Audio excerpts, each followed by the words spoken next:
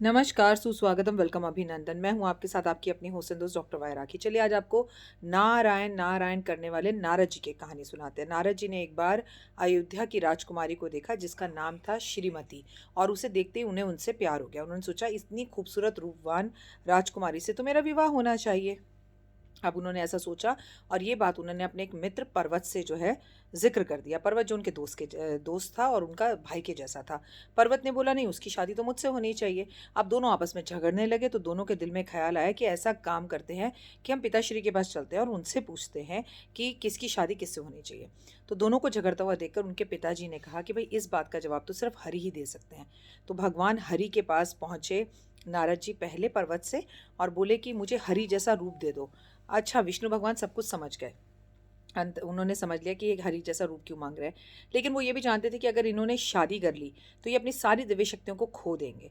उन्होंने कहा तथास्तु और जैसे ही जो है वो उस लड़की के पिता के पास पहुँचे और बोले कि हमें आपकी बेटी से विवाह करना है, तो नारायण की बात नारद मुनि की बात सुनकर उनके पिता बोले, स्वयंवर हो रहा है मेरी बेटी का कल और जो स्वयंवर में उसका दिल जीत लेगा, उसी से विवाह होगा। पर्वत ने भी ये बात सुन ली और दोनों कल स्वयंवर पर पहुँच गए।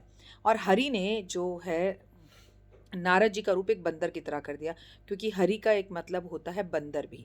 अब जैसे ही जो है राजकुमारी ने जिनका नाम श्रीमती था उन्हें देखा और देखकर वो ज़ोर ज़ोर से हंसने लगी और उन्होंने पर्वत के गले में जो है वरमाला डालकर उनसे विवाह कर लिया। जब ये सब बात हो गई तो नारायण के पास जाने लगे नारद मुनि और उन्हें बहुत गुस्सा आया और उन्होंने बिना सोचे समझे विष्णु भगवान को जाकर एक श्राप दे दिया कि तुम्हें भी जीवन में बंदरों की ज़रूरत पड़े और बंदर ही तुम्हारे कार्य को सिद्ध करे, ऐसा कुछ हो जाए। और ज़ोर ज़ोर से रोने लगे। भगवान ने उन्हें मनाया, प्यार किया और समझाया कि मैंने जो भी किया तुम्हारे भलाई के लिए किया।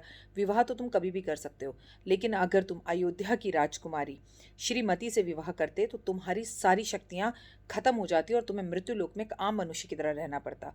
अब इधर नारद मुनि को अपनी गलती का एहसास हो गया, पर श्राप तो वो दे ही चुके थे।